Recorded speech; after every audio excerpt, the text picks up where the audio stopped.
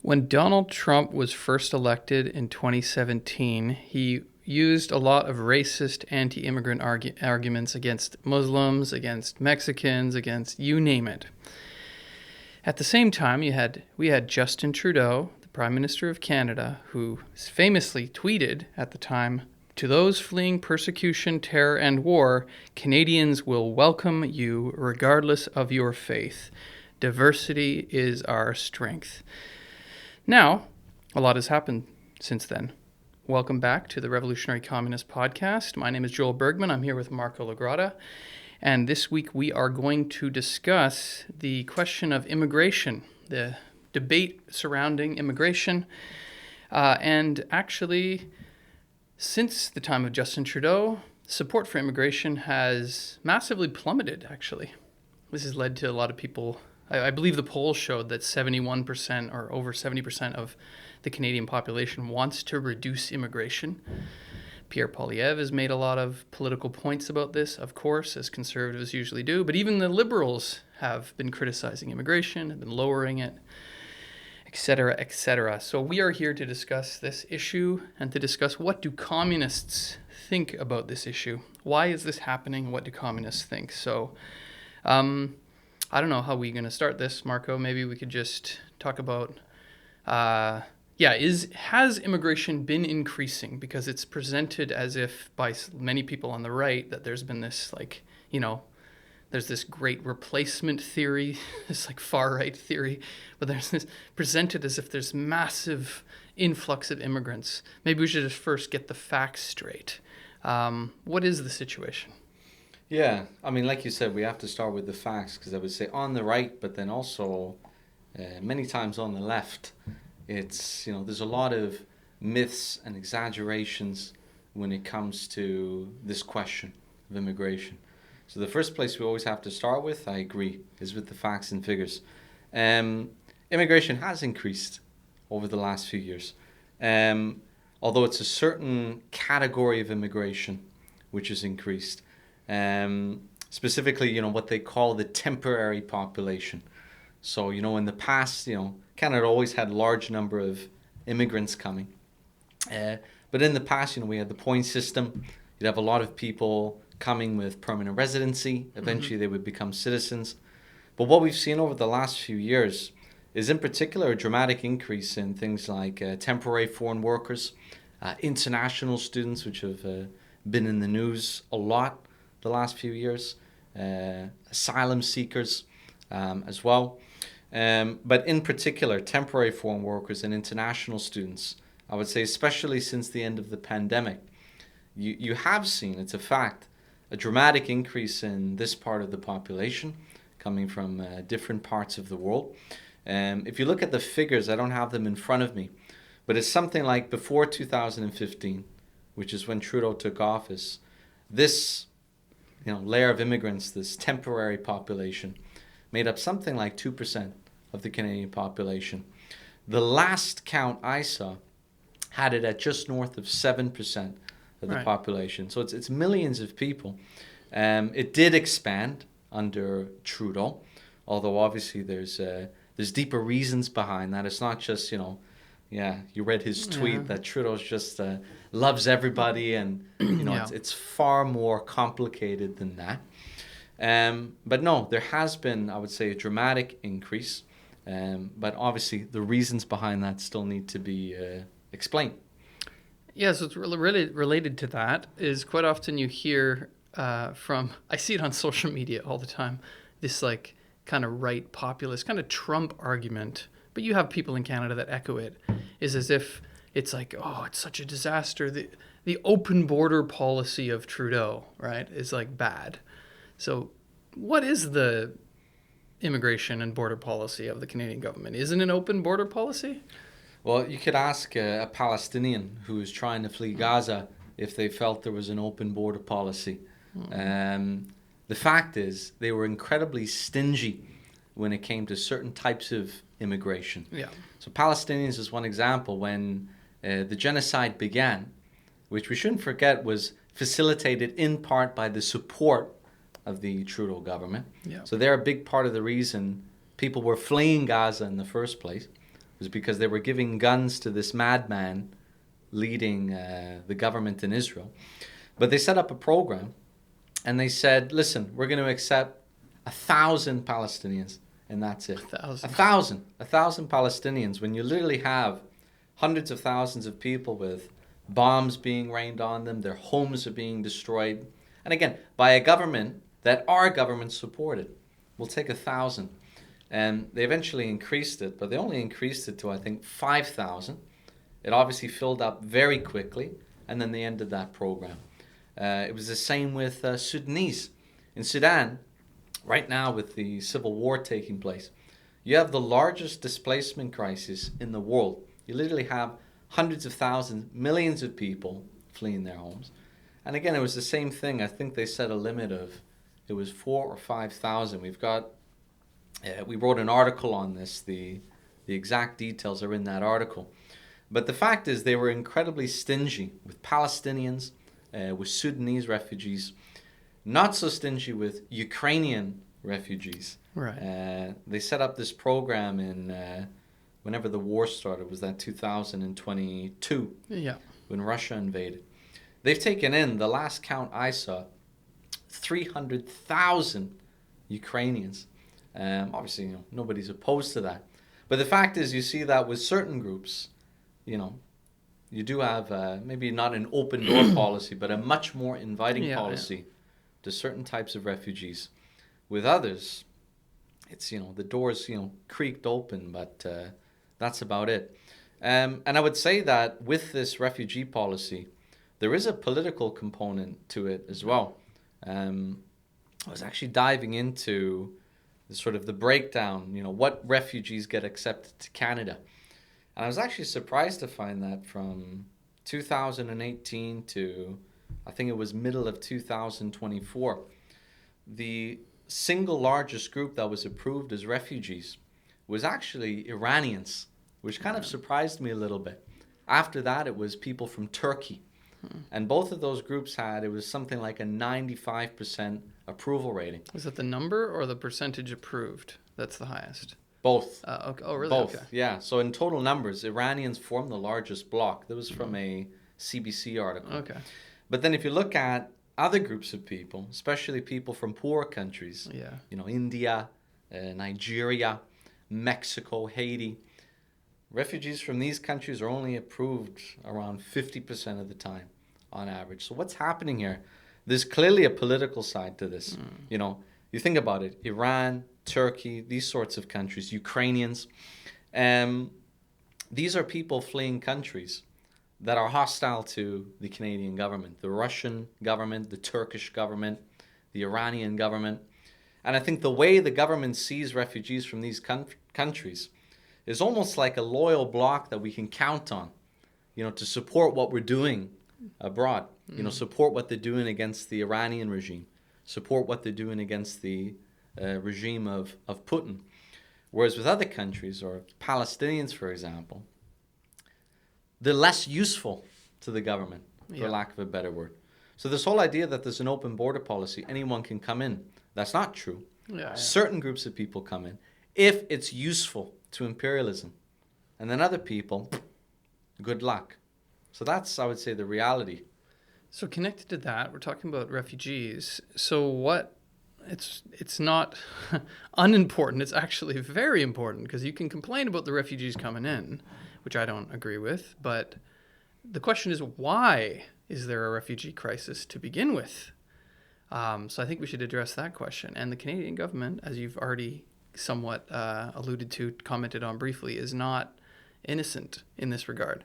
You do have mass refugee crises all over the world, and it's related to the imperialist policy of the Canadian government, the American government, which were allied, and the Western imperialist bloc in general. So, I don't know if you have more to say about that. Like, this refugee crisis that's occurring in many countries around the world is not unrelated to the foreign policy of the government that is now rejecting the refugees. Yeah, I mean, the question is, who created the refugee crisis? Yeah. Because it is a problem. It's a problem, I would say, first and foremost, for the refugees. Like, listen, nobody, at the end of the day, wants to leave their home. Yeah. sail across the ocean in, perilous conditions. A lot of people lose their lives Yeah. trying to get to Europe, to get to North America. Nobody wants to do that. They're forced into doing that. And why are they forced into doing that? Because their countries have been destabilized, bombed, in large part by imperialist governments in the West, Yeah. which have destabilized these countries. In some cases, overthrown the government in these countries. In the case of Israel, they've bombed Gaza to smithereens with Canadian, U.S. taxpayer money, with the support of U.S. and Canadian imperialism. It was our governments that created this situation and created the conditions that people now have to flee. And of course, some of them, although I would say it's not a majority actually flee to neighboring countries. Yeah. There's far more refugees in, for example, neighboring Arab countries in terms of the Palestinians than there are Palestinians coming to the West. But some do, and that number has been increasing. That's a fact. Right. But what we have to point out is that our governments, at the end of the day, are the reason this situation exists to begin with. Just in the case of Canada, because again, I was pouring into the data a little bit, and I was looking at the top people applying for asylum to Canada this year. So it's like the first half of 2025. And the top three groups were, in order, Indians, Mexicans, and Haitians. And you think about it. Indians, for example, why are so many Indian people applying for asylum? Well, we know a few years ago, they brought in hundreds of thousands of international students, temporary workers. Indians made up the largest group in those two categories, especially international students. But when they came, the government essentially promised them that, listen, when you graduate, you'll get a work permit. It was called the post-graduation work permit. People were coming with the expectation that they would get to stay, because that was what the government promised them. So of course you're gonna plan out your life accordingly. But then what happened is that the mood shifted on immigration. The liberals had to back off. And what they essentially said to all of these students and workers is that, yeah, you remember when we were saying that you could stay? We changed our mind. Now get out. It's not a very good position to put someone in. You've remodeled your entire life thinking that you would be able to live and work in Canada. And then the government essentially pulled the rug from underneath their feet. So some of them, to stay, applied for asylum. Not a majority, it was a small minority. But some of them did. Yeah. And it's completely the fault of the government that took place. It's not the fault of these Indian students. It's the fault of the government. All right. In the case of Mexicans and Haitians, the Canadian government played an active role in destabilizing both of these countries, Mexico and Haiti. In the case of Mexico, NAFTA. When we signed NAFTA in the early 90s, which wasn't a deal for the benefit of the, Mexican farmer or for poor people in Mexico, workers in Mexico. It was a deal in the interests of big U.S. and Canadian corporations. But one of the effects of NAFTA was that Mexico's agricultural sector was totally ruined. Something like, I can't remember, millions of farmers in Mexico were thrown out of work almost immediately. Mm-hmm. And what happened? Millions of them fled north because they needed work. Yeah. So they went to the United States, they went to Canada. We created that situation. In Haiti, we helped to overthrow their government in 2004. Yeah. It was, the Aristide government. It's a left-wing government. They didn't like that. Yeah, he refused to play by the rules, wouldn't pay the IMF debt. I can't remember all the things. Yeah, whatever. Nominally, left-wing government. Yeah. They didn't like it. So the U.S. played a role in ejecting him from power. The Canadians also played a role. There were Canadian troops there, in that. And now look at Haiti today. Haiti today has, it's descended into barbarism. It's a mess, yeah. It's not the fault of the Haitian people. It's the meddling of the Canadian and U.S. governments which helped to create that situation in Haiti. So, these politicians in Canada, like to blame the refugees for everything. Yeah. But the reason why there's a refugee crisis to begin with is because of policies that they supported for decades. Yeah. So that's the first thing we have to to start with. Okay, so that's mostly refugees. I guess but the question of immigration in general, we mentioned most of it being temporary. You mentioned students and I guess temporary foreign workers we can include in this category. Why is this increasing in general? So the refugee one, that's obvious, but why is there an increase in general in immigration? Yeah, well, like there's this idea, like I said, that you know it was just a liberal problem. It was a Yeah. Trudeau. Trudeau essentially was just an idiot. Yeah. He's just this weak-kneed, bleeding heart. He Yeah. just opened Canada's doors to anybody and Yeah, that's everybody. what conservatives try to paint that picture. They do, and it's completely false in the sense that, first of all, it wasn't just a liberal thing. You look at the temporary foreign worker program. When Harper was in power, a conservative, he also expanded access to the temporary foreign worker program. In fact, he quite massively expanded the temporary foreign worker program. Yeah. If you remember at the time, there was actually a big backlash because there was all these reports of, banks were using temporary foreign workers. Tim Hortons were using temporary foreign workers. That was under Harper. Chrétien also expanded the temporary foreign worker program. The fact is, why did this happen? It wasn't just because, all these governments were stupid or... The fact is, big business in Canada has been demanding it for decades because from their perspective, actually, the bourgeois, it should be said, they do support immigration. Yeah. In a way, they support immigration if what it means is that they can bring in millions of people without any rights at all. They don't have a right to vote. They don't have a right to change employers. They're in a desperate position, which means that their employer can take advantage of them. That kind of immigration, which is essentially what the temporary foreign worker program is. It's cheap labor, yeah. They support that. Of course, yeah. And they've been putting pressure on, whether it's a conservative government, a liberal government, for decades to open it up more and more and more. Why?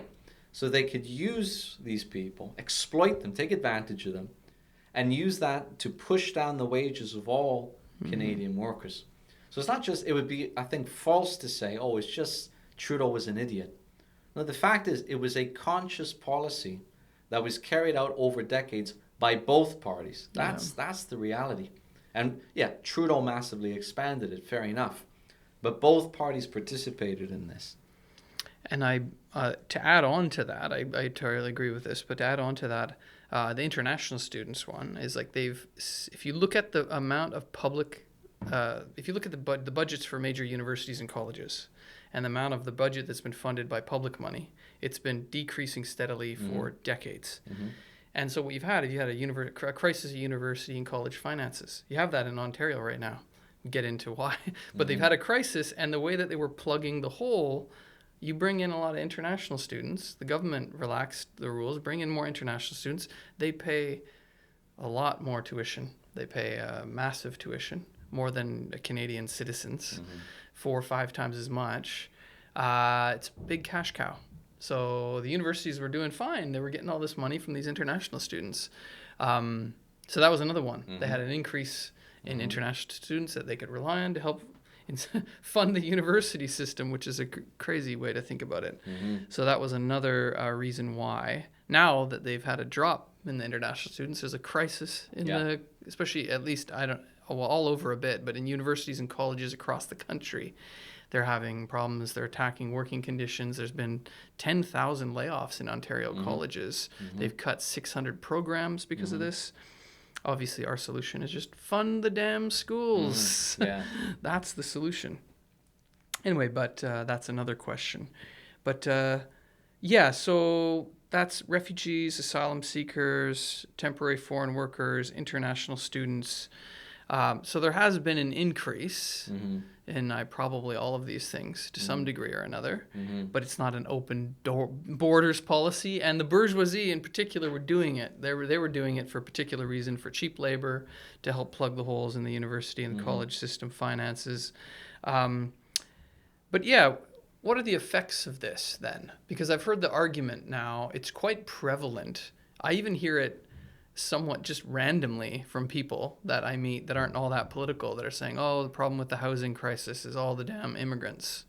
have driven up the prices, Mm-hmm. or there's no good jobs because there's all these immigrants. You hear this argument. Is there any validity to that? Well, the first thing I would say is that it's a totally understandable argument that especially if people aren't being presented with an actual solution to this problem. Yeah. Because people think, like, it's basic economics. If we have a limited supply of housing Mm-hmm. and you increase the population by whatever, 1 million, 2 million people, Yeah. all at once, then naturally this is going to have some effect Yeah. on increasing the price of housing.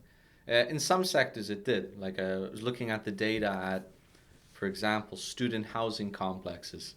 So you had large numbers of international students. They weren't building as much as they should have been. And the effect was that rents increased in some of these areas. But I would say, in my opinion, this is not the fundamental reason why there's a housing crisis in Canada. I think it's worth looking back in history. Like, you look, for example, at the post-war period in Canada. So, for example, when my grandparents came over from Italy after the Second World War. They came in the 1950s. When they came to Canada, the rate of immigration into the country was higher as a percentage of the overall population than what you saw over the last few years. Yeah, it was massive. Yeah. It was massive. Yeah. People coming from all over the world, especially from Europe, but not just Europe. And also, not just after the Second World War. I think in the 1920s, you also had a very dramatic increase in the population, other periods. But back then, in the post-war period, people weren't complaining about, but we don't have enough homes, we don't have enough jobs. In fact, actually just the opposite. Most people saw it as a positive thing, celebrating it. Because listen, millions of people are coming, and they're coming to work and to contribute. People celebrated it. People were coming here to work. But why was that the case? Because back then, they were building enough homes. Right? Or they were building more homes than they're building today. It's also worth, I think, another point to add. It's connected to this. Back then, the federal government played a role as well. Big role, in building homes, in building, rental housing, and so on and so forth, which allowed them to build homes at a much more rapid clip. So there was never any concern back then. The issue today is not that, the level of immigration, because the level of immigration is actually lower than it was during the post-war period. The problem is that developers, construction companies, the government, they're not building like they used to build. Yeah, they're pulling out of things now, in Toronto at least. They're pulling out. And this is backed up by the data too. I won't go into it all. It's in the article. It's because they're private developers looking to make profit. Well, yeah, and it's not profitable to provide affordable housing for working class people. The kind of stuff they build are like, condos that are too small, and they can't even build those either. It takes them incredibly long to build. And even then, who are you going to sell it to? Yeah. These people don't have money to buy it. It's a market failure, basically. Like, if you look at the data, it's actually the Fraser Institute, which is a right-wing think tank, where they produced a report where they were looking at, essentially, since 1970, the rate of home building on the one hand, and then the rate of population growth on the other. And what you see is very interesting, because in 1970, I can't remember the exact figure, it was something like 250,000 housing starts a year. They only reached that level of building, again, in I think 2022. Damn. That, in other words, for decades, it was going down. It was going down. Yeah. At the same time, yes, the population was increasing. But the rate of home building was not only not increasing, it was going down. Yeah. So who's the problem then? Is it the I also immigrants? Think, sorry to interrupt you. I also think that's connected to speculation, because the housing, if we look at housing, I'm not talking about building housing. I'm talking about the selling and flipping houses. Yeah. Has become the main industry in the Canadian economy, very parasitical. And all of these people connected to it, all the freaking hundreds of thousands of real estate agents and these private companies that are buying up the houses and doing this, and a lot of even private individuals that are doing it, they benefit from when the house price go up. Yeah. So if they can actually, they're lobbying and pushing to have, don't build more houses, don't have the government build. It's even kind of related to what the new housing minister, Gregor Robertson, which, by the way, I don't know how that guy is the housing minister when he was the mayor of Vancouver during the worst rental crisis. Yeah. But he said specifically that he doesn't want the housing prices to come down. Yeah. It's because of this problem that housing has become a commodity and a speculative one at that. Sorry to interrupt. I just wanted to say that this is part of the problem. That's why they it's a capitalist problem. Let's put it that way. Yeah. Well, it's like, people always say, we don't build stuff anymore. Like if you look at a lot of Canadian business, it's not building homes, it's buying up things and moving them around. Yeah. Like that's what the housing or market insuring has become. things. Yeah. Yeah, and then you've got, lawyers who are, part of that, and the whole thing is that it's a failure of the system, right? In the past, and there's problems in the past too. We're not trying to romanticize the past, but at least they could build more back then, whereas now it's become completely parasitic. And I would also add, housing prices were going up even before immigration, got hiked after the pandemic. Housing prices we're in Toronto. Housing prices were ridiculous. Yeah. Even before this wave of immigration. Yeah, and just gotten crazy, yeah. Yeah, so who's really to blame here? It's not... Again, I can understand why someone would say, well, listen, if you have more immigrants, that's going to push up the cost of housing. But, and I understand that. But that's not the main reason. It's not because of the immigrants. It's because developers, construction firms, the federal government, they're not building the homes. Whether you have immigration or not, they're not building. This is the problem. Yeah, so I guess the answer to that question is not really. If someone says, oh, the immigrants are the blame to the housing crisis, no, they're not, actually. It's not. It's the fact that capitalism, that private developers and builders have not seen profit in building low-cost, affordable housing, rental units, whatever you want to say, affordable housing for working-class people. They don't see a profit in that, so they don't want to build that. And that's the reason why. And also housing has become a sort of speculative investment for a lot of people. So yeah, it's a real to blame the system. Connected to that, there's an argument about immigration is bad because it depresses wages. So we kind of touched on it a little bit already with the temporary foreign worker program. Maybe we can just nail down that argument. Is there any validity to this argument? Well, yes and no, I would say. I mean... you have Polyev, for example, who's come out and said, well, listen, he's actually called for the partial abolition of the temporary foreign worker program. Doesn't he want to roll it back to the initial 1960s program? Essentially, because, when that program came into effect, or its predecessor, it's the seasonal agricultural worker program. Like the name suggests, it was limited to agriculture. But then what happened is that it expanded over the years to include essentially any low-wage occupation, which is essentially what exists today. Polyev wants it essentially rolled back to its original form. So only in agriculture, but everywhere else it should be prohibited. And the reason that he's given is that he said, well, listen, businesses use it as cheap labor. And that's driven down the wages of Canadian workers. Carney, I would add, has actually defended the temporary foreign worker program, which is interesting because it's not that he isn't attacking migrants. One of the first bills they introduced... Yeah, it's the border security bill. Was the border security bill, which introduces very serious attacks on refugees. Eliminates due process, basically. Yeah, essentially, due process. If that bill passes, due process is gone. And they have this rule that, if you've been in the country, if you were there a year before, if you were here, something like that, then you can't apply for asylum anymore. Anyway, serious attacks against refugees. But he's continued to defend the temporary foreign worker program. And he said the reason for that is because he spoke to businesses around the country. And he said, when I speak to businesses, there are two top areas of concern. Number one, he said, was tariffs. Yeah. And number two was access to temporary foreign workers.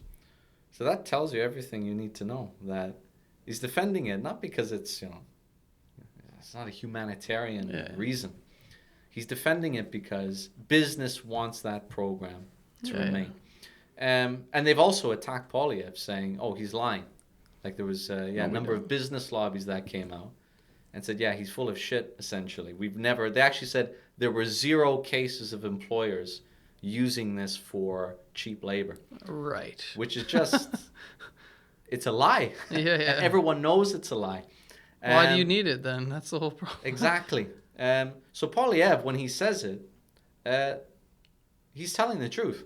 Now, of course, he doesn't present any real solutions to this problem. Obviously, we're not supporters of Pierre Polyev here. He's just as much an enemy of workers and migrants as the liberals are. Yeah. But the fact is, he's touched on something real. He's made a point, which is based in something, because the way this program has been designed, the way this program has been used by big business, it's entirely true to say that it's been used as a cudgel to drive down the wages of all workers in Canada. That's completely true. And it's also borne out in the data. Like if you look at the gap, for example, between the average wage of a Canadian worker versus the average wage of a migrant worker, it's widened over the last few decades. Mm-hmm. And it's widened because this program has been expanding over that time. Again, we have the data in the article. But that is what this program is. It's, if you like, it's a conspiracy to suppress the wages of workers. Yeah. That's completely true. And I have to say, when Carney comes forward and he makes statements like, well, we need to defend it because businesses need it, and it's a lie that it's driving down the wages of workers. When you have politicians making statements like that, I completely understand when you have workers who say, yeah, immigration is just this, plot that's being hatched by these elites, liberal elites who don't care about us. They want to destroy our living conditions. I have to say, I don't agree with that sentiment, but I completely understand how someone would come to that conclusion when you have Carney making statements like that, because the way they use immigration is as a weapon to reduce wages. So how could you blame a worker for coming to that conclusion? How could you blame them? Yeah, that's an important point. So the question of wages, the question of housing. I've also seen this criticism. It's kind of beginning. It's not as serious or it's not as whipped up in Canada as it is in places like the UK, where we've seen these riots around the hotels. So there's this idea, the refugees, the government is putting these freeloading refugees in the hotels, and I'm having trouble paying rent. But look at them. They get to stay in a nice hotel, and they get money from the government, and they're bankrolling them. Is there any truth to this? Well, again, I'll put it this way. I can understand why someone who's, struggling to make rent, struggling to, pay their grocery bill, their kid is struggling to find a job, why they would feel that's unfair. It's like, oh, yeah, but refugees in that hotel down the street, they're being put up in a hotel, they're having their food, provided, paid for by the government. Of course, the reality of the life of these refugees is not, they're not living luxury. They're not putting them up at, the Fairmont, which the Fairmont is a nice hotel in Toronto. They're living in very dire conditions. Now, of course, some of them do receive some level of support for the government. But again, we have to put things into perspective. If you add it up, now it's very difficult to, I tried to do, research into, okay, how much does the Canadian government actually spend every year on refugees? And in Canada, it's there's never a simple answer to a question like that, because the federal government chips in some, the provinces chip in some. Different levels of government, The cities chip in some. There's different programs. But I fiddled around. I did some investigating. The best figure I could come up with was that the government spends in the ballpark of $2 to $5 billion a year, which makes sense. It's about comparable to what Britain spends on its program, which is about £5 billion a year on its refugee program. But let's take the upper figure. Let's say it's $5 billion. That's a lot of money. So I can understand why someone would feel, okay, well, listen, I'm struggling to make rent. I'm struggling to pay my bills. And we're giving money to people who aren't working, in their opinion. But there's 2 points I would make in response to that. First of all, most refugees want to live and work just like any other Canadian worker. Most of them do work. Yeah. And in many cases, when they're not working, it's not because they don't want to work. It's because the government doesn't allow them to work, which I'm not sure a lot of people are aware of. Because when a refugee comes, when an asylum claimant comes, you have to wait for a work permit. On average, it takes about 45 days to a month and a half to get that work permit. But that's in the best case scenario. In some cases, people are waiting 2-3 months to get a work permit. Actually, Ford came out a few months ago saying that he'd heard of cases in Etobicoke where people were waiting for a year or more. Now, I don't know. I don't think that's He might be most overblowing cases. it, but yeah. But the fact is, and this is backed up by all the data, by the migrants' rights groups, and people are waiting months sometimes to get a work permit. I have to say, what a stupid system that the government has set up, where you have people who are willing and able to work and are denied from working and kept in conditions of poverty against their will because of the stupidity of the government by not granting them a work permit as soon as they land. So that's one thing. And that's not the fault of the refugees. That's the fault of government for not disallowing them to work. So that's the first point. We would obviously be opposed to that. The second thing is, okay, you get $5 billion, let's call it $5 billion a year. It's a lot of money. How much did we give to the EV auto manufacturers? How much did we give to the electric battery manufacturers over the last 2 or 3 years? You tally it up, the federal and provincial governments have committed over $50 billion in subsidies, in tax credits, and all other kinds of subsidies to these battery and electric vehicle manufacturers. Handouts, which, by the way, they didn't even do what they were supposed to do. We just heard 2 news stories in the past week. Stellantis, they were supposed to retool a plant in Brampton. They announced just the other week that, we're not doing that anymore. Yeah. We're going to move it to Illinois. And then just the other day, GM in, where was it? Ingersoll. Ingersoll, yeah. The Cami plant, yeah. And both of these companies have received billions of dollars, not just the last few years. We also bailed out these bums back in 2008. Yeah. Remember that? Because they said, oh, well, listen, we need money. Otherwise, we can't stay in business. And they took advantage of the COVID policy too, yeah. They took advantage. You want to talk, people talk about welfare bums. Well, I don't like welfare bums. I think people should work. Fair enough. I get that sentiment. But you want to talk, who are the real welfare bums? It's not these refugees. Most of them are working or want to work. Yeah. It's companies like GM, Stellantis. These are the real bums who are sucking at the government's teeth any opportunity they get. And they're not even doing what they're supposed to do with the money. Yeah, they're not providing jobs. No, they're laying off thousands of workers. Yeah. So, no, that's who we got to blame. It's not this refugee who's living at the hotel down the street getting, whatever, a few $100 a month. They're not receiving a life of luxury. Yeah, aren't they in welfare? Which welfare is almost nothing. Yeah, the average rate, because there's this viral post that goes around.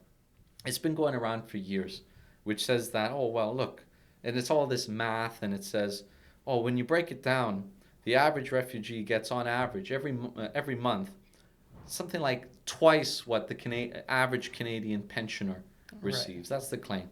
That's totally false. On average, what they get, essentially, it's tied to social assistance. Whatever someone on welfare gets, a Canadian gets on welfare, right. That's what a refugee on welfare gets. In Ontario, that's about $700 a month, right. Which is like a quarter of what you'd get if you're working 40 hours on the minimum wage. That's not a life of luxury. These people are living in poverty. These people are struggling. It's not those people who are to blame for why our situation is the way it is. It's these big companies and the government that are to blame. So that's, I think, what we need to, obviously we have to be understanding of people, because we can also understand why people would come to that conclusion. Yeah. Because no one's explaining differently. But we have to say, listen, but the real problems come from up on high, not that guy who's staying at a hotel down the street. That's what I think we need to drive home.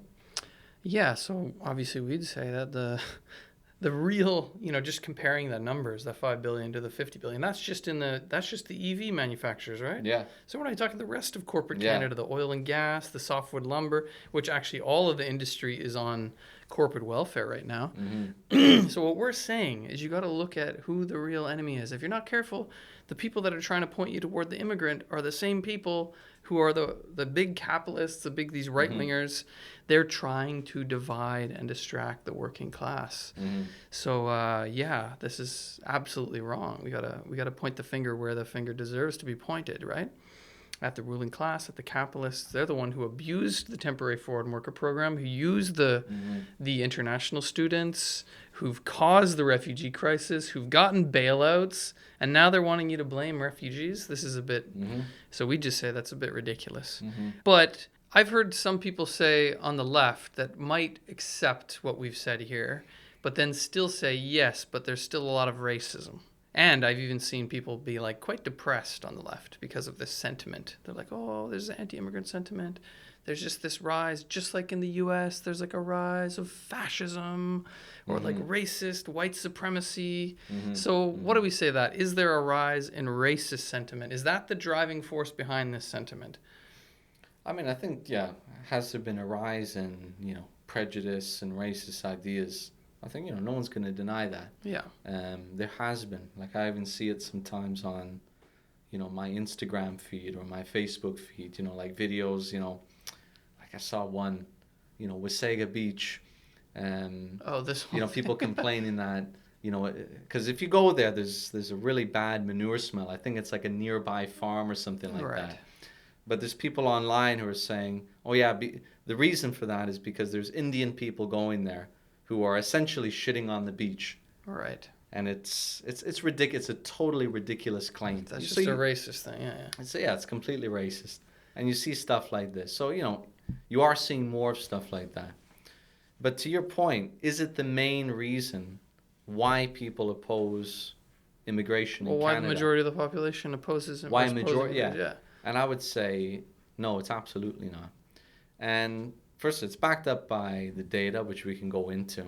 But I also say just, you talk to somebody. I got lots of people in my life who are not Marxists, my family, friends, who, come from a working class background, oppose immigration. But then you ask them about it. Okay, why do you oppose immigration? Why do you think we should reduce immigration? And they almost always say the same thing. They say, listen, I've got no problem with immigrants. I've worked with immigrants, lived with immigrants my entire life. I support multiculturalism. I want to live in a world with lots of different people. But they'll say, but we don't have the resources right now. We don't have enough homes. We don't have enough jobs. It's going to push down wages. In other words, it's always economic concerns that come up. I would say 9 times out of 10, that's the point that someone makes. That's not driven by racism or, hatred for whatever, people who are different. That's driven by real anxieties. Yeah. Right? And, you look at the world today. I mean, we've discussed this in the past, but in Canada, you've got, an economy that's on the brink of a recession. You've got factories shutting down left and right. Thousands of people are laid off. Yep. Unemployment, above 7%, which is recession levels.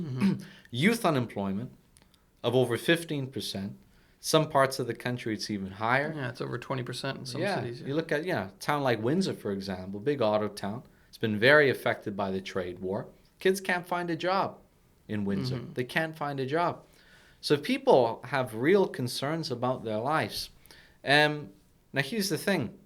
If you had a big force on the left that came forward and said, well, listen, the reason for this situation, is because of the big auto companies, the banks, Ottawa. In other words, presented a real class solution to the problem. A party that did that would have massive support in Canada today. But there wasn't a party like that. And there was no significant force that was providing actual solutions to the crisis. So what happened? That created a vacuum that was filled in Canada by a figure like Pierre Poilievre, who came forward and said, he said lots of different things. Yeah. He did employ, you could say anti-establishment language. Class language. Class language. Talked about the working class. Talked about the working class. Talked about, boots, not suits, the have-nots and the have-yachts, and, other kinds of, clever turns of phrase like that. Also talked about immigration.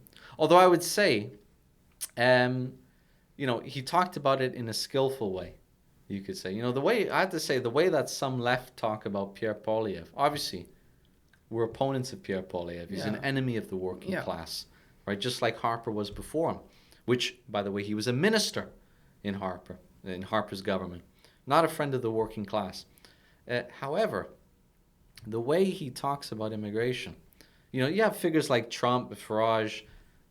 You could say they lean into some of the more toxic aspects of this question. Xenophobic type stuff. Xenophobic, they're coming, they're committing crimes, they're not adapting to American culture, to British culture. With Poilievre, to be fair, he doesn't use that kind of language. Now, the reason he doesn't use that kind of language is not because he's just a great guy. Trump and Farage are pricks. It's because he knows that if he took the Trump approach, if he took the Farage approach, he'd lose any support that he has. Because there's not an appetite for that right now in Canada. Yeah. So he says things like, well, listen, we don't have the resources. But just a few weeks ago, he said, but it's not immigrants to blame. He said they're actually being screwed over too. Yeah. And it's unfortunate that they've been caught up in this situation. But they're not the ones to blame. Ford said something similar. He said, well, listen, they're not to blame that they're not able to work. It's the government to blame. So we have to be factual when discussing these things. Because the fact is, coming back to the original point, Poilievre has earned support in some of these areas that have been hardest hit by the trade war. Yeah. You look at, and these used to be NDP towns. We've discussed this before. And the Conservatives won them in a big way. We need to understand that process. We need to understand why, when he comes out and he says, listen, the temporary foreign worker program is being used to drive down wages. Yeah. Why people support that? Why that resonates with people? Because from the standpoint of the left, the way they talk about a figure like Poilievre, the way they talk about this question, it's almost completely on moral terms, you could say. Yeah. And they miss the basic point, which is that this is driven by the economy. This is driven by people's anxieties. They're not given a real option. So it's being diverted in this other direction. Yeah, you got to respond in class terms. That's what we're saying, Yeah. So, sorry to interrupt you. You had more to say there? No. Okay.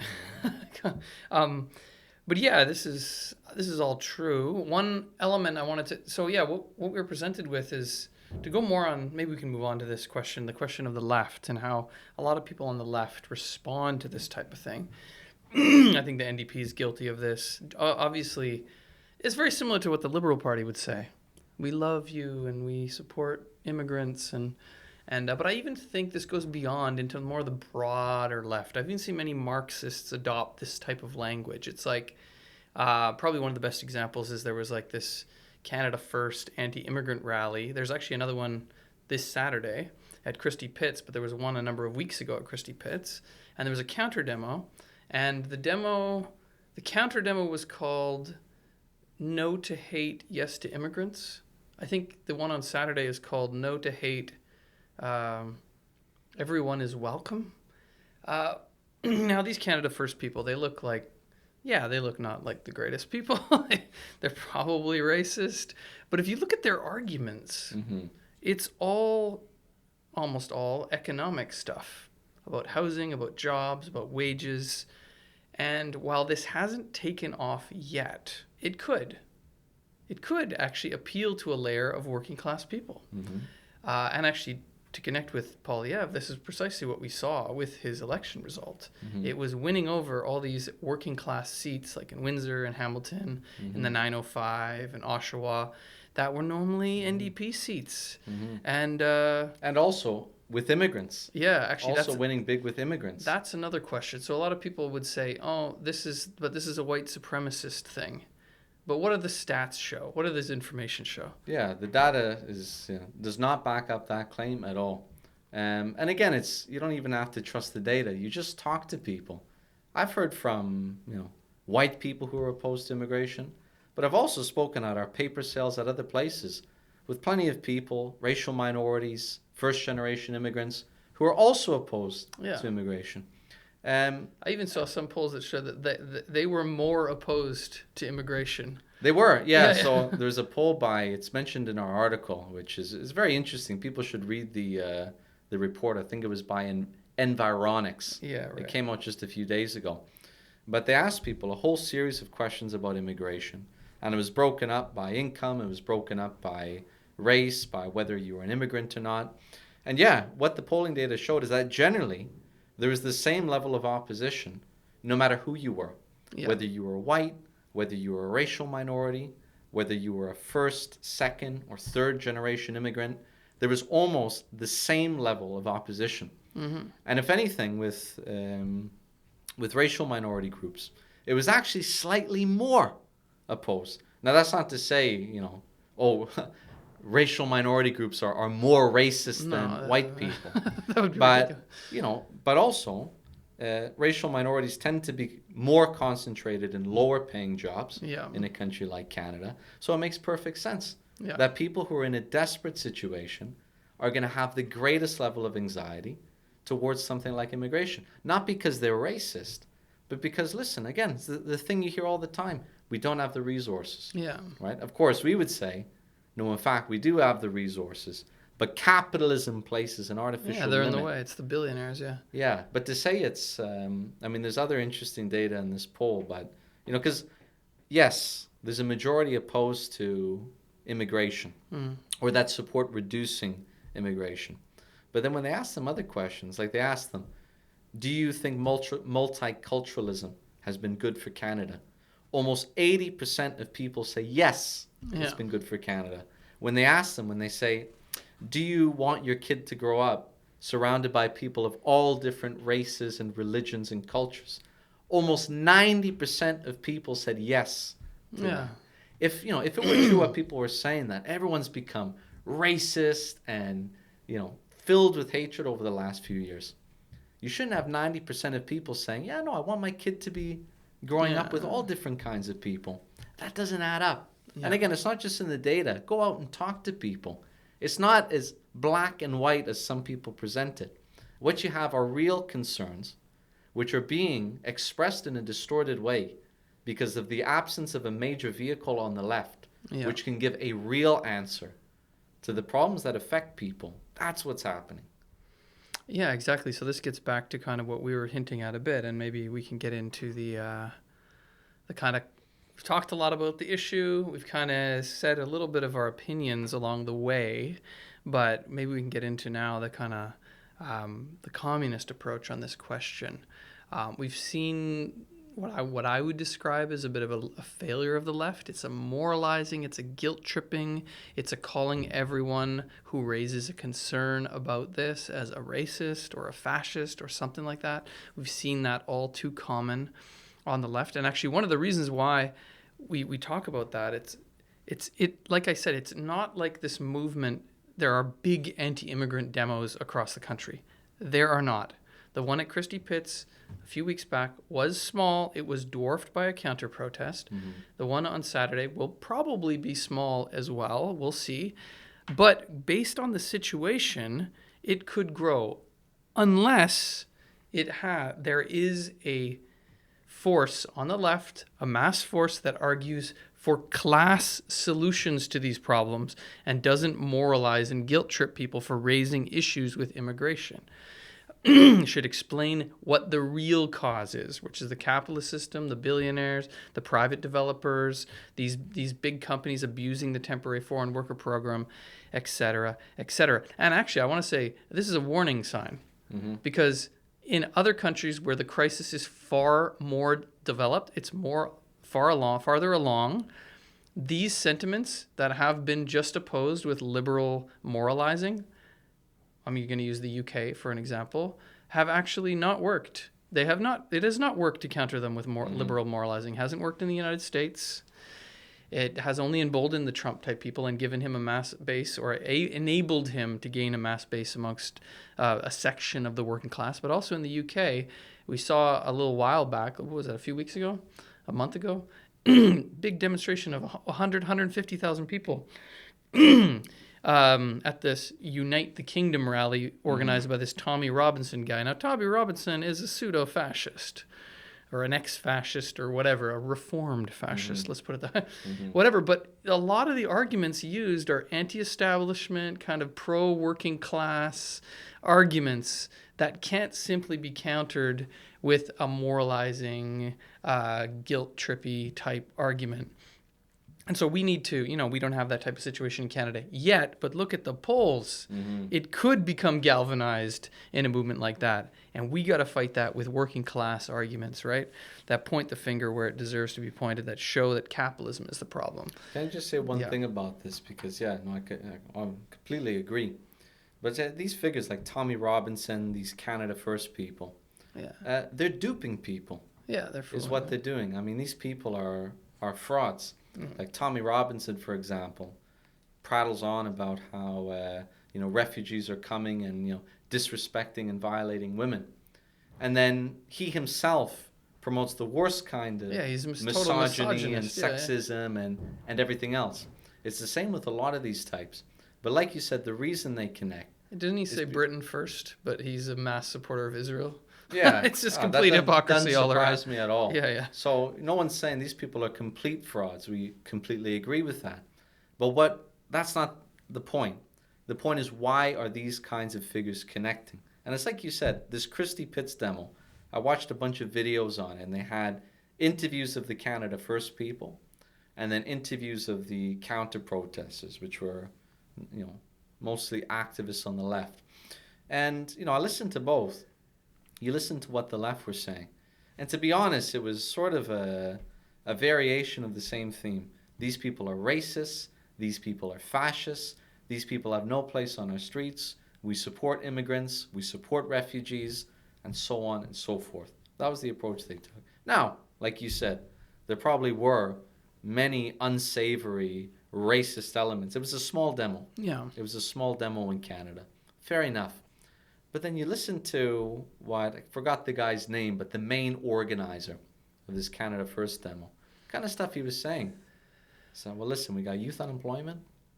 We don't have the resources to support these people. Yeah. It's not a question of, we don't hate immigrants. We don't hate these people. It's just we don't have the resources to support them. Yeah. That's what he was saying. And I was thinking about that, listening to it. I thought, you know what? If an ordinary person were listening to both these opinions, they would be more inclined to agree with him than with what the left was saying. Seems like it based on the polls, yeah. Because what the left was saying was completely empty. It's just, these people are racist, these people are fascist. They're not actually posing a solution to these problems. So I can completely understand why people, are duped by these demagogues on the right, because the left is saying nothing. Like you said, they're moralizing and saying, well, we should support immigrants because that's the good thing to do. It's almost like a Christian argument. It's the good Christian thing to do, right, to support immigrants. But people say, well, okay, but how does that help me pay my bills? How does that help me pay my rent? How does that help grocery prices? Yeah, and also, how does it help immigrants? Right? What does saying refugees welcome do to help improve the position of refugees or migrant workers? Yeah. It's also not a solution for them. It's not a solution for anybody. Yeah. What it is, to be honest, it's moral posturing, but not putting forward a solution. So that's why they don't connect. They're seen as completely out of touch, and I can totally understand that. So, what is the solution then? Maybe we can get into that. We are communists. Obviously, we don't. We've made the point here that we we can understand that many working class people have economic anxieties around things like housing, jobs, wages, youth unemployment, social services, and the connection is made with immigration. Now, we don't agree with that argument, but we can understand where it's coming from. And we don't agree with a left-wing sort of moralizing about it just being a racist, exclusively racist thing. But then what is the communist approach? What would we say? What would our solution be to this if we're discussing with people like this that raise these issues? Do you want to start on that? Yeah, well, I mean, let's start with what slogans would we raise? Yeah. Okay, because, we're criticizing the slogans that were used. What slogans would we raise? I would say, actually, our British comrades who use the slogan. I don't know if they came up with it or if they got it from somewhere else. But it's a very good slogan. It's the only dangerous minority is the rich. Yeah. I think that's an excellent slogan. It's a great slogan because it points it at the real... It points it at the real enemies. Yeah. That, listen, they want to divide us. The real enemy, the real reason our lives are shit, not because of the refugees. Yeah. It's not because of migrant workers. It's because of Bay Street. Yeah. It's because of Ottawa. Yeah. And it points the finger at the real enemy. I think any slogan that achieves that, this is a positive slogan. Like the class slogan. It's a class slogan, which says, listen, you're right to feel this way. But what's actually causing this problem? Yeah. Why are grocery bills so high? Why is rent so high? Yeah. Why is the city falling apart? It's not because of immigrants. It's because of the rich and powerful, the Gale and Westons, the Thompsons, the Rogers family. These are the people who are ruining our lives, not the immigrants. So these are the kinds of slogans we would raise. Yeah, they also said, what was it, blame the billionaires, not the boats, I think it was, or something like that, which is a decent one. Maybe the boats is more symbolic, especially in Canada. I don't think any immigrant comes over here in a boat. Yeah. But, pointing to the billionaires, and saying they're trying to get you distracted by blaming these other people. Yeah. Yeah. Sorry, you were saying? No, but I think just any slogan or, another one. It's not the refugees in hotels. It's the people living in the mansions. Yeah. Who, again, have destroyed the country, have created the probably have multiple homes, exactly. that they're not even using. Exactly. So this is the real problem. But then I think we would also need to be concrete, because obviously a slogan is all well and good. Yeah. But people need a concrete answer. You need solutions. You need real solutions. On the temporary foreign worker program, again, it has been used to push down wages. We are opposed to that program. We're not opposed to immigration, but we're opposed to the temporary foreign worker program as it's used to drive down the wages of all Canadian workers. But also, the solution to that problem is not just, listen, we're going to stop immigration.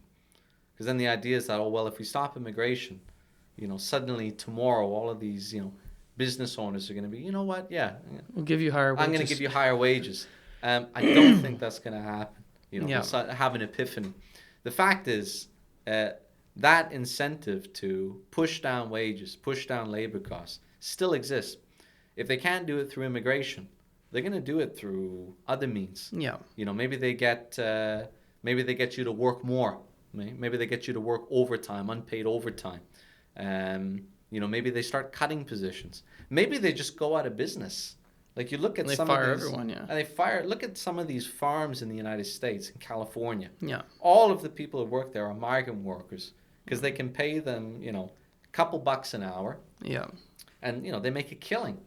If they lost access to that huge pool of cheap, mostly Mexican migrant labor, they'd go out of business.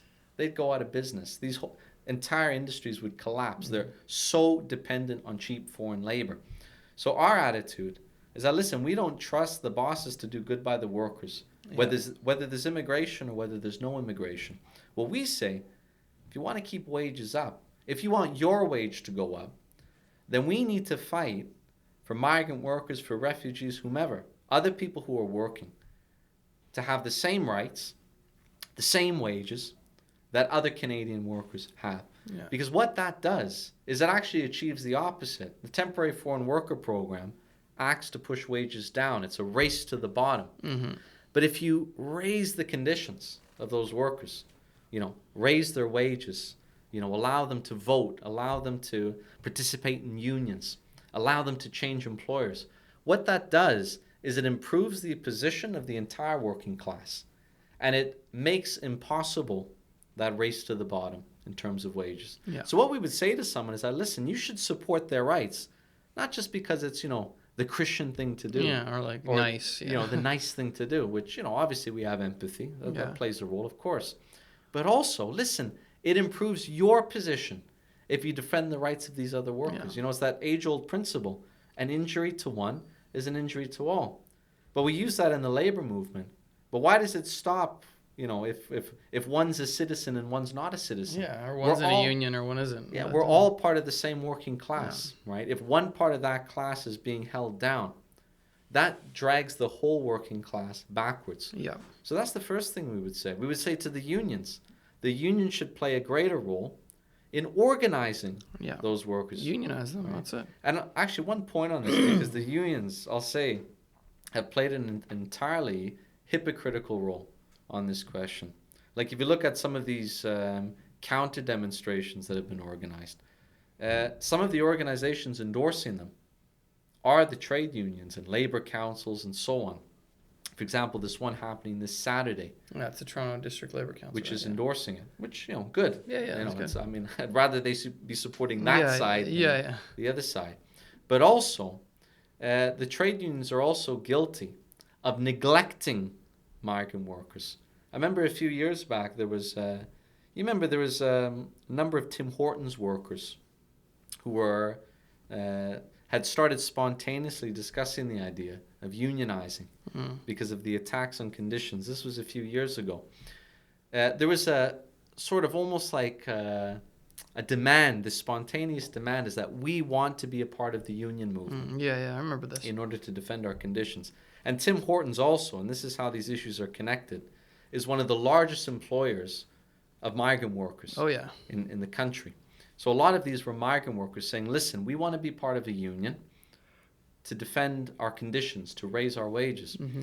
The trade union leadership had a golden opportunity at that moment to organize these workers. And what did they do? They made zero efforts to organize those workers. In fact, while that was happening, you'll remember, Unifor, which is the largest private sector union in the country, instead of making efforts to organize those workers, was raiding the members of another union. Yeah, I remember this. You remember that? And we wrote an article at the time to expose the stupidity. You literally have workers, migrant workers, a lot of them, saying, we want to be organized. We want to be a part of the labor movement. And the trade union bureaucracy saying, no.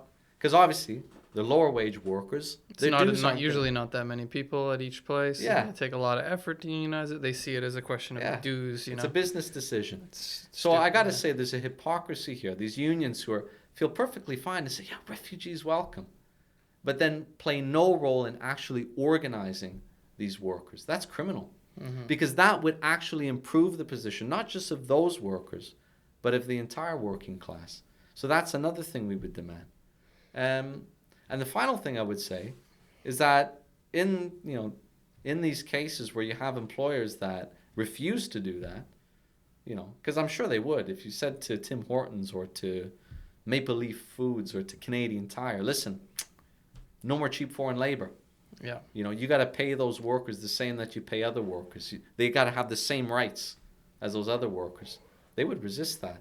Oh, yeah, of So course. we would say, listen, if you're not going to pay workers a decent living wage, you're out. You're nationalized. Tim Hortons, Maple Leaf Foods, blah, blah, whatever. If you can't pay workers a decent wage, you're not running this business anymore. Yeah. We're going to run it. So I think that's how we would approach at least that question. Yeah. All those companies, they have proudly Canadian on it. But don't, you want to exploit cheap temporary foreign workers and don't want to pay good wages. Yeah. Come on, man. It's all a bunch of hypocrisy. So you can't do that. You've proven that you care more about your own profits than anything else. You should be nationalized. That would be the socialist response to this, which would allow us to also raise the wages and benefits of everyone concerned, cut corporate profit out of the equation. The first step to many other things. What else? So we're talking about the communist approach. What about the question of social services, housing, things like this? Because this is often raised. I guess we already sort of talked about housing, but what would we say to those real concerns that people have? Yeah, well, I would say, listen, it's an understandable concern. It's not immigration that's doing it. Yeah. That's jacking up housing prices. It's the construction firms, it's the developers, it's the government. They're not building. It's as simple as that. They're not building. Yeah. You look at it like one of the steepest drops, I mentioned the data, one of the steepest drops you saw over the last few decades was from the 90s onwards. But what also happened during that period, that's when the federal government pulled out of public housing. Yeah. They used to build public housing They stopped. before that. And then Chrétien, who was a liberal, by the way, pulled them out and said, we're not going to build public housing. What happened? Rental housing fell. Housing starts overall fell, even while the population was increasing. And housing prices went up ever since. So what we say, we believe in public housing. We believe in a mass public housing program. And part of the way we'll fund it is by taking these assets out of the hands of these big developers, these big construction companies, private landowners, especially and those so on. real estate investment firms that All are of the them. worst criminals for They're jacking up rent. parasites. They're making billions of dollars while building nothing. Their trade is buying and selling things that somebody else made. Completely parasitic. They should be given the boot, and then we'll use those resources to actually get the job done, actually build. That way, even if immigration goes up, everybody has a home. Well, you'd probably need the labor to build the houses. Yeah. So you'd be a massive job creator too. But you could do it. Yeah, you absolutely could do it. There's no reason why you can't build. I mean, they've done it before. Yeah. Right? But we could do it at an even higher level. This would take public ownership and I would say democratic planning to a degree of the economy, which is exactly what socialists propose. So that's one of them. I think probably the easier one, because we're probably running out of time here, we've been over an hour. We covered housing, we've covered wages, but what about social services? So that's probably the easiest one because they've been cutting them for decades and then complaining that immigrants are the problem. I don't know if you want to comment on that. Well, like on this point, like for example, on the question of, well, should we be giving welfare to refugees? Yeah. For example. Listen, we believe in a job for everyone. Yeah. It's the capitalists who aren't able to provide a job to everyone. Yeah. And that's the other thing. You think about it. Having millions of people come to your country wanting to work, wanting to contribute, wanting to live like anybody else shouldn't be a bad thing. Because listen, we got more than enough work that needs doing. We've got schools that need to be built. We've got roads that are falling apart. Transit needs to be built out. We've got a shortage of nurses. We've got a shortage of doctors. We've got a shortage of teachers. There's plenty of work that needs doing. And also, plenty of people who don't have a job.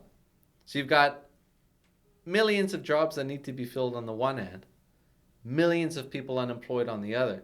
The only reason those two pieces don't come together is because of the stupidity of capitalism, which can't make a profit off of that equation.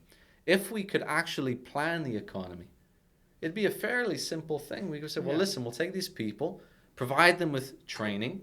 In the case of refugees, a lot of people, this is the other thing, they don't want to be excluded from society.